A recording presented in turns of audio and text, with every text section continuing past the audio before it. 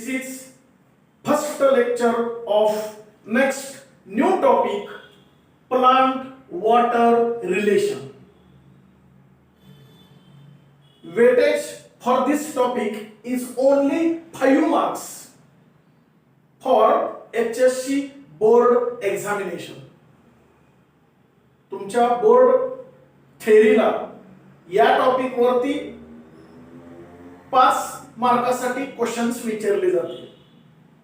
त्यामध्ये ऑब्जेक्टिव्हचं क्वेश्चन असू शकेल, write answer in one sentence मध्ये असू शकेल, किंवा write a short note on, give reason, distinguish between, या पद्धतीचे 2 मार्काचे छोटे छोटे प्रश्न असू शकतील, किंवा 3 किंवा 4 मार्काचे सुद्धा प्रश्न असू शकतील. आणि म्हणून बोर्ड थेअरीच्या दृष्टिकोनातून हा टॉपिक 5 मार्कासाठी महत्त्वाचा आहे. गेल्या वर्षीच्या किंवा या वर्षीच्या कोरोनाच्या पार्श्वभूमीमुळे या टॉपिक मधली बरीच आर्टिकल्स डिलीट केलेली आहेत, वगळण्यात आलेली आहेत. त्यामुळे लिटरली 2-3 छोटी छोटी आर्टिकल या टॉपिक मधली शक्यतो घेतलेली आहेत. पण तरी सुद्धा हा टॉपिक आपण तुमच्या टेक्स्टबुक मध्ये जेवढी आर्टिकल्स आहेत ती सर्वची सर्व आर्टिकल्स आपण व्यवस्थित समजून घेणार आहोत. याचं कारण असं, सीईटी असो किंवा नीट असो, यासारख्या ज्या काही कॉम्पिटिटिव्ह एक्झाम्स भविष्यात तुम्हाला द्यायचे आहेत, त्याच्यासाठी 11वी आणि 12वीचा पूर्ण सिलेबस तुमचा परफेक्ट असणं गरजेचं आहे. बेसिक आपल्या सिलेबसचं, विषयाचं परफेक्ट असणं गरजेचं आहे. आणि म्हणून आपण बोर्ड थेअरी बरोबरच व्यवस्थित पूर्ण टॉपिक या निमित्तानं समजून घेणार आहोत. So listen carefully about this topic, plant water relation. Actually, you know very well, every plant absorb any type of materials or substances from surroundings as well as from soil. कोणतीही पृथ्वी तलावरची वनस्पती जर घेतली तर आपल्या सभोवतालच्या वातावरणामधून किंवा जमिनीतून सर्व वनस्पती त्यांना हवे असणारे पदार्थ शोषून घेत असतात. These substances are nothing but first water, second minerals, third nutrients, fourth oxygen and last carbon dioxide etcetera. हे अत्यंत महत्त्वाचे घटक आहेत. ॲज वेल ॲज सनलाइट हा सुद्धा अत्यंत महत्त्वाचा घटक आहे. हे सर्व घटक, all substances essential to survive. प्रत्येक वनस्पतीला स्वतःला जगायचं असेल तर हे सर्वच पदार्थ सभोवतालच्या वातावरणामधून किंवा जमिनीमधून त्यांना शोषून घ्यावंच लागतं, तरच ती वनस्पती जगू शकते, टिकू शकते. आता या सर्व पदार्थांमधून here water is also most essential substance. खरं तर सर्वच पदार्थ महत्त्वाचे आहेत. जसं की मागाशी म्हटल्याप्रमाणे water, minerals, nutrients, oxygen, carbon dioxide, sunlight, सगळेच पदार्थ महत्त्वाचे आहेत. पण आपल्या या टॉपिकच्या टायटल नुसार सर्वात महत्त्वाचा घटक कोणता असेल? Water. Without water there is no productivity for any plant. पृथ्वी तलावरची कोणतीही वनस्पती घ्या, तिला जर व्यवस्थित जगायचं असेल, टिकायचं असेल, फुलायचं असेल, सर्वार्थानं विकसित व्हायचं असेल, त्या वनस्पतीला फुलं फळं यायची असतील, तिला स्वतःला जगायचं असेल, तर पाणी अत्यावश्यक आहे. तुम्हाला माहितीये, आपण एखादं नवीन फुलाचं झाड जरी लावलं, कुंडीमधलं असेल किंवा आपल्या जमिनीवरती दारातल्या अंगणामध्ये जर आपण एखादं गुलाबाचं नवीन रोप लावलं, तर त्याला रोज किंवा 2-3 दिवसातून एकदा का होईना आपल्याला ते पाणी घालावं लागतं. नवीन रोप लावलं आणि त्याला आपण 10, 15, 20 दिवस पाणीच दिलं नाही, तर ते जगू शकणार नाही, टिकू शकणार नाही, कांट सर्वाइव्ह, आणि ते झाड मरून जाईल. आणि म्हणून पाणी महत्वाचं आहे. Hence water is called as a elixir of life. Elixir of life याचा अर्थ पृथ्वी तलावरचं पाणी हे अमृत आहे. अमृतानं जसं जीवनदान मिळतं, तसं आपल्याला आणि वनस्पतींना, सर्वच सजीवांना पाणी हे जगवतं, आणि म्हणून त्याला अमृत असं म्हटलं जातं, elixir of life. Near about 90% water is present in plant body. वनस्पतीच्या बॉडीमध्ये जवळजवळ 90% पाणी असतं. Hence it give rigidity, turgidity, त्याला ताठरपणा येतो, स्वलन फुगीर भाग येतो, चांगला असा फुगीर भाग, ताठरपणा, शेप मेंटेन होतो. म्हणून पाणी फार महत्वाचं आहे. Here there are some most important properties of water. पाण्याला स्वतःची काही गुणवैशिष्ट्ये आहेत, स्वतःची काय कॅरेक्टर्स आहेत, की ज्याला आपण प्रॉपर्टीज असं म्हणतो. We see one by one properties of water. पाण्याचे अत्यंत महत्वाचे गुणधर्म किंवा गुणवैशिष्ट्य. First, you know very well, water is found in liquid state at room temperature. आपल्या रूम टेम्परेचरला शक्यतो पाणी कोणत्या स्वरूपात सापडतं? Liquid state. जे आपण पाणी पितो ते पातळ स्वरूपात असतं, द्रव्य स्वरूपात असतं, त्याला लिक्विड स्टेट असं म्हणतो ऍट रूम टेम्परेचर. याच पाण्याला जर आपण हीट दिली, उष्णता दिली, तर ते पाणी काय होईल? इव्हॅपोरेट, त्याचं बाष्प होईल, म्हणजे त्याचं नेचर बदलेल, गॅसियस स्टेट मध्ये त्याचं रूपांतर होईल. त्याच पाण्याला जर आपण पाण्याला आपल्या फ्रीजर मध्ये जर ठेवलं किंवा खूप अशी थंडी दिली, 0 डिग्री सेंटीग्रेड असं जर टेम्परेचर दिलं, तर त्याचा बर्फ तयार होईल. म्हणजे त्याचं रूपांतर, पाण्याचं रूपांतर कशामध्ये होईल? सॉलिड स्टेट मध्ये होईल, बर्फामध्ये होईल. अशा पद्धतीनं पाणी तिन्ही प्रकारे आपल्याला सापडू शकतं. In the form of liquid state, in the form of gaseous state, in the form of solid state. हे अत्यंत महत्वाची प्रॉपर्टी आपल्याला पाण्याची दिसून येईल. Second, water is best solvent. शक्यतो पाणी स्वतःमध्ये सर्व पदार्थांना सामावून घेण्याचा प्रयत्न करतो, स्वतःमध्ये विरघळून घेण्याचा प्रयत्न करतो.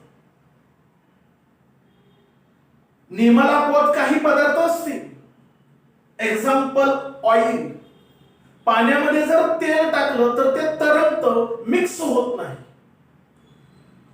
नियमाला अपवाद असतात, but maximum substances are properly mixed into water, hence called as a best solvent. जास्तीत जास्त पदार्थांना स्वतःमध्ये योग्य पद्धतीनं सामावून घेतं, विरघळवून घेतं, म्हणून त्याला बेस्ट सॉल्व्हंट असं म्हटलंय.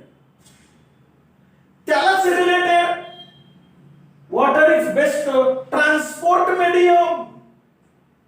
आता पाणी जर मॅक्झिमम पदार्थांना स्वतःमध्ये सामावून घेत असेल, विरघळून घेत असेल, तर स्वतः बरोबर ते पाणी त्या पदार्थांना वाहून नेईल, व्यवस्थित वाहून नेईल, ट्रान्सपोर्ट करेल, म्हणून म्हटलं जातं it acts as a best transport medium. When water is in the form of pure form, जेव्हा पाणी अगदी शुद्ध स्वरूपात असतं, अगदी शुद्ध स्वरूपात, तेव्हा त्याचा पीएच किती असतो? Neutral, neither acidic nor basic. PH आपण पाहतो बिलो 7, 1 2 3 4 5 6 त्याला ऍसिडिक पीएच म्हणतो, आणि 7 च्या वरती 8 9 10 11 याला बेसिक म्हणतो, आणि 7 पीएच आला की त्याला न्यूट्रल पीएच असं म्हणतो. जेव्हा पाणी शुद्ध स्वरूपात असतं तेव्हा त्याचा पीएच किती असतो? न्यूट्रल. हे एक महत्त्वाची प्रॉपर्टी आहे. The next, it acts as a thermal buffer. Thermal buffer means पाण्याला जर उष्णता दिली, हिटिंग केलं, तर त्याचे व्हेपर्स होतात. जास्त तापमान होण्याची क्षमता पाण्याची आहे, जास्त हीट स्वतःमध्ये सामावून घेण्याची क्षमता आहे, त्याचं व्हेपरायझेशन होण्याची क्षमता आहे, फ्युजन होण्याची क्षमता आहे. हेच कॉल्ड ॲज ए, म्हणजे थोडक्यात उष्णता सामावून घेणं किंवा प्रसरण करणं, या पद्धतीचं उष्णतेचं या ठिकाणी वहन होतं. हेच called as A thermal buffer. It has a capacity to adhesive and cohesive force of attraction. पाण्यामध्ये एक वेगळ्या प्रकारचं अट्रॅक्शन आहे. पाण्याचे जे काही मॉलिक्युल्स असतील, water molecules have a capacity to attract, आकर्षण करून घेण्याची क्षमता आहे, in the sense of adhesive and cohesive. दोन्ही स्वरूपात, म्हणजे अगदी चिकटण्याच्या संदर्भात असेल किंवा संलग्न होण्याच्या संदर्भात असेल, दोन्हीच्या संदर्भात फोर्स ऑफ अट्रॅक्शन ही क्षमता आहे. All these properties of water is mainly due to presence of hydrogen bonds in water molecule. पाण्यामध्ये हायड्रोजनचे बॉन्ड आहेत, आणि म्हणूनच या सर्वची सर्व प्रॉपर्टीज आपल्याला पाण्यामध्ये दिसून येतात. तुम्हाला 2 मार्काला प्रश्न पडू शकेल, write properties of water. Titles तुमच्या समोर असावीत, 2 मार्काला प्रश्न पडेल, म्हणून या ठिकाणी ब्लॅकबोर्ड वरती जाणीवपूर्वक लिहिलेलं आहे. Okay. The next here diagrams. इथं टायटल पहा, वॉटर ऍब्सॉर्बिंग ऑर्गन. आता पाण्याला कोण शोषून घेतं? तर वनस्पतीचं महत्वाचं रूट, ज्याला आपण मूळ म्हणतो, तेच शक्यतो पाण्याला शोषून घेतं. आणि म्हणून या ठिकाणी ही डायग्राम काढलेली आहे. त्यातलं हे जे रूट हेअर आहे, त्या रूट हेअरची इथं स्वतंत्र डायग्राम काढलेली आहे. दोन्ही डायग्रामची आपण व्यवस्थित नावं समजून घेऊया आणि मग आपण एक्सप्लेनेशन देऊया. इथं हा जो टोकाचा भाग आहे याला रूट कॅप असं म्हटलंय. मुळाच्या टोकाचा भाग रूट कॅप. त्याच्या वरची बाजू मेरिस्टेमॅटिक रिजन. मेरिस्टेमॅटिक रिजन, आणि ह्या ज्या उभ्या रेषासारखं दाखवलंय त्याला झोन ऑफ इलॉंगेशन असं म्हटलं जातं. मुळाचा लांबडा भाग, झोन ऑफ इलॉंगेशन. आणि त्याच्या वरती हे मेन रूट आहे, मुख्य. आणि त्याला छोटी छोटी हेअर लाईक हे जे आहे याला आपण रूट हेअर असं म्हणतो.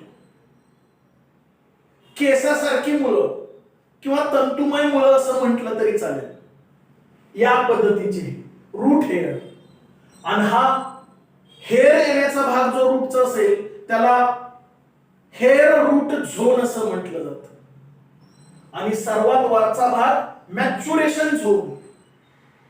तिथून पुढं खोडाचा भाग तयार होतो, स्टेमचा भाग तयार होतो. अशा पद्धतीने हे बेसिक आहे.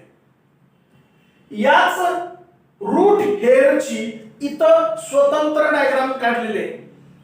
हे हेअर रूट आहे ते अशा पद्धतीने इथं दाखवलेलं आहे. इथं हा न्यूक्लियस आहे, केंद्रक. हे डॉट डॉट भाग दाखवलेले आहे ते mitochondria. Mitochondria is nothing but power of house. It give energy. एनर्जीचा स्रोत आहे, एनर्जी देतो. असं ही सेल ऑर्गॅनिझम त्याला माइटोकॉन्ड्रिया असं म्हटलं जातं. And you know very well about nucleus. Nucleus महत्वाचं ज्याला आपण मराठीमध्ये केंद्रक म्हणतो. आणि या पद्धतीची ही हेअर रूट हेअर असेल. हा वरचा भाग बाह्य म्हणजे सेल वॉल, आतला लेअर म्हणजे सेल मेम्ब्रेन म्हणतो. इथं मोकळी जागा आहे, त्याच्यामध्ये पेशी द्रव्य म्हणजे सायटोप्लाझम असेल. आणि आतली ही एम्प्टी स्पेस याला फॅक्युल असं म्हणतो, पोकळ रिकामी जागा. पोकळी किंवा रिकामी जागा म्हणजे फॅक्युल. त्याच्या बाहेरची रिकामी जागेमध्ये कोण असतो? पेशी द्रव्य म्हणजे सायटोप्लाझम. आणि हा बाहेरचा सेल वॉल, त्याच्या आतला लेअर सेल मेम्ब्रेन.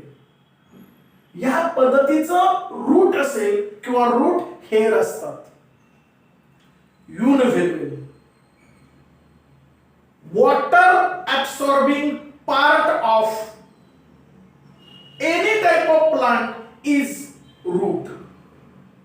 शक्यतो वनस्पतीच्या मुळामार्फतच पाणी शोषून घेतलं जातं.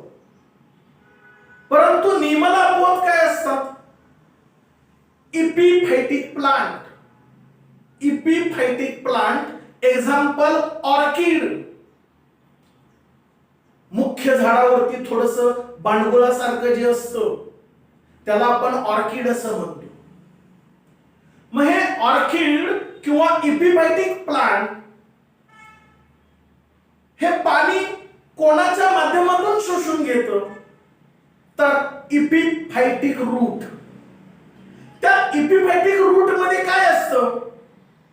तर एक स्पेशलाइज्ड टिश्यू असतात, एक वेगळ्या पद्धतीचे टिश्यू असतात, त्याला फिलामिन असं म्हटलं जातं. फिलामिन या फिलामिन नावाच्या स्पेशलाइज्ड टिश्यूच्या मदतीनं की जे इपिफायटिक रूट मध्ये असतात आणि त्याच्या मदतीनं पाणी शोषून घेतलं जातं. पण हे पाणी कुठून शोषून घेतलं जातं?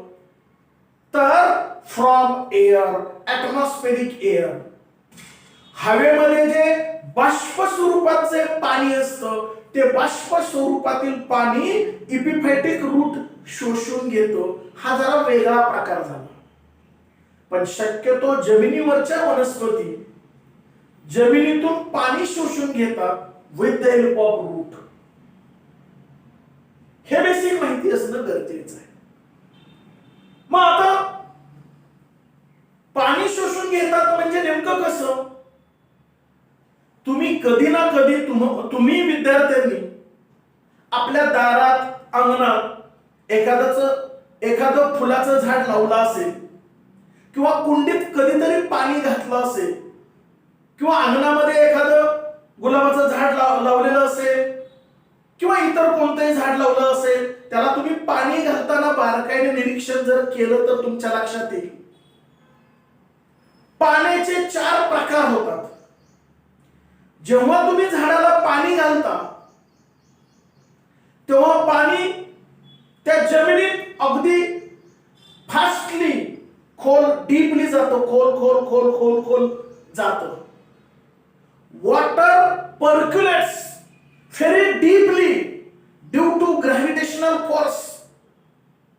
जमिनीला गुरुत्वाकर्षण आहे आणि गुरुत्वाकर्षणामुळे तुम्ही जे पाणी वाहता ते पाण्याच्या थरातून इझिली पर्क्युलेट होतं, खाली खाली जातं गुरुत्वाकर्षणानं. That water is called as a gravitational water. Gravitational water actually it is not absorb by root. त्या वनस्पतीच्या मुळामार्फत ते पाणी शोषून घेतलं जात नाही. ते पर्क्युलेट खालपर्यंत होतं गुरुत्वाकर्षणामुळे. त्याचा उपयोग त्या मुळाला किंवा त्या वनस्पतीला फारसा होत नाही. Then second type of water, hygroscopic water. Hygroscopic means जेव्हा तुम्ही पाणी त्या झाडाच्या मुळाला घालता तेव्हा आता सांगितलं की ग्रॅव्हिटेशनल फोर्समुळे पाणी शक्यतो खाली जातं. सगळंच पाणी खाली जातं का? नाही. तिथं मुळाला जी काही माती असेल त्याचे जे काही मातीचे कण असतात ते कण सुद्धा मातीचे सॉइल पार्टिकल ऍब्सॉर्ब वॉटर. मातीचे कण सुद्धा पाणी शोषून घेतात आणि त्यामुळे माती अशी थोडीशी ओलसर होते. That water is called as a hygroscopic water. It also not useful to root or plant. त्या सुद्धा पाण्याचा फारसा उपयोग त्या वनस्पतीला किंवा त्याच्या मुळाला होत नाही. Then third, combined water. Combined water means hydrated oxides of silicon and aluminium. Combined water म्हणजे मी काय म्हटलं? Hydrated oxides of silicon and aluminium. हे जे पाणी असतं हे सुद्धा पाणी त्या वनस्पतीला त्याच्या मुळाला त्याचा फारसा फायदा होत नाही. मग आपण जे पाणी ओततो किंवा जमिनीमध्ये त्या मुळाला पाणी देतो, झाडाला पाणी देतो, त्यातलं मॅक्सिमम पाणी वाया जातं, वेस्ट जातं. महत्वाचं थोडसंच पाणी, example capillary water. Capillary water means त्या मातीचे जे पार्टिकल्स असतात, कण असतात, सर्व मातीच्या कणाच्या मध्ये रिकामी जागा असते, पोअर्स असतात, छिद्र असतात. त्या छिद्रामध्ये जे पाणी राहतं तेच पाणी मुळाद्वारे शोषून घेतलं जातं आणि वनस्पतीला दिलं जातं. म्हणजे झाडाच्या मुळाला जी माती असते, मातीचे कण असतात म्हणजे सॉइल पार्टिकल्स, त्या प्रत्येक पार्टिकलच्या मध्ये रिकामी जागा असते, एम्प्टी स्पेस असते, पोवर असतं, छिद्र असतं. त्या छिद्रामधलं पाणी जे असतं ते ऍक्च्युली मुळ शोषून घेतात आणि ते पाणी वनस्पतीला उपयोगी पडतं. That type of water is called as A capillary water. त्याला कॅपिलरी वॉटर असं म्हटलं जातं. आणि मग या ठिकाणी हे जे रूट हेअर आहे, हे रूट हेअर म्हणजे कोण आहे? तर एक्सटेन्शन ऑफ साइटोप्लाझम ऑफ सेल. पेशीमध्ये जो साइटोप्लाझम आहे, पेशीमध्ये हा जो साइटोप्लाझम आहे त्याचं एक्सटेन्शन म्हणजे रूट हेअर आहे. These root hairs are colorless, शक्यतो कलरलेस असतात. 1 to 10 mm in length, 1 ते 10 mm एवढी त्याची लांबी असते, कलरलेस असतात. It is nothing but cytoplasmic extension of cell. या पद्धतीचे रूट हेअर्स असतात आणि या रूट हेअरच्या मदतीनं शक्यतो पाणी शोषून घेतलं जातं. कोणतं पाणी? Capillary water. या पद्धतीचं हे बेसिक या टॉपिक मधलं आपण समजून घेणं गरजेचं आहे. I hope you understand today's article, properties of water, structure of root and hair root, and here the types of water and which water is useful for plant and root hair. Is it clear? Okay, thank you.